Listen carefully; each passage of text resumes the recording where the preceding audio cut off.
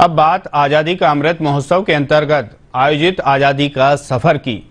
भारत के गौरवशाली स्वतंत्रता संग्राम की गाथा हम हर रोज आपके बीच आजादी का सफर के माध्यम से पहुंचा रहे हैं।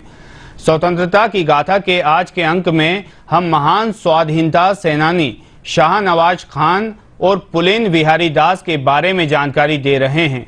देखिए यह रिपोर्ट।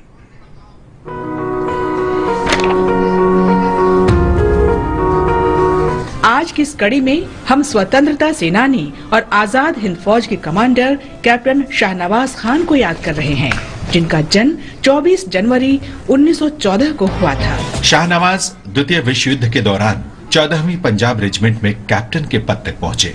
1942 में सिंगापुर के पतन के बाद जापानियों ने उन्हें बंदी बना लिया। वे सुभाष चंद्र बोस के भाषणों से काफी प्रभावित थे, जिनमें बंदी बनाए गए सैनिकों को इंडियन नेशनल आर्मी आईएनए में शामिल होने और भारत की स्वतंत्रता के लिए संघर्ष करने को कहा गया था।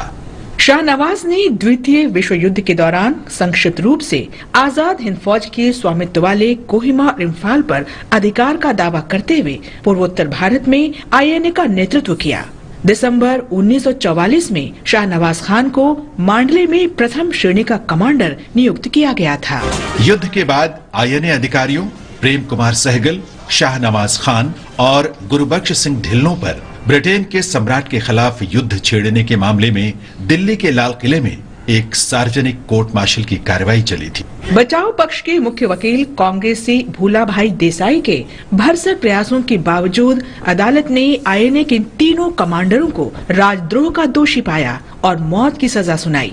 भारत में अशांति और विरोध के बाद भारतीय सेना के कमांडर इन चीफ ने इनकी सजा को कम कर दिया था। मुकदमे के बाद शाहनवाज खान कांग्रेस पार्टी में शामिल हो गए और उन्होंने घोषणा की कि वे अब से महात्मा गांधी द्वारा प्रतिपादित अहिंसा के मार्ग का अनुसरण करेंगे।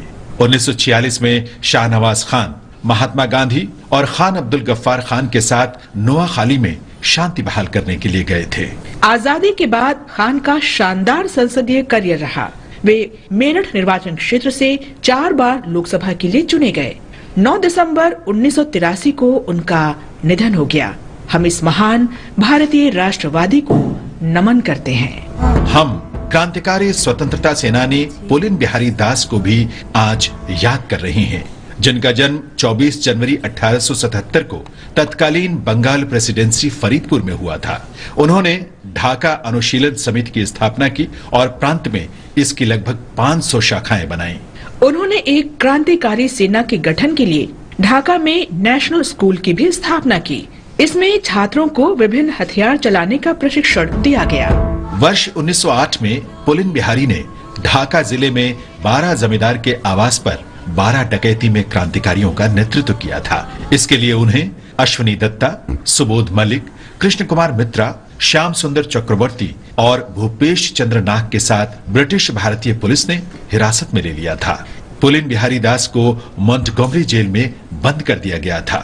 1910 में जब उन्हें रिहा किया गया तो उन्होंने भारत में ब्रिटिश साम्राज्य से स्वतंत्रता प्राप्त करने के लिए क्रांतिकारी गतिविधियों को नया रूप दिया।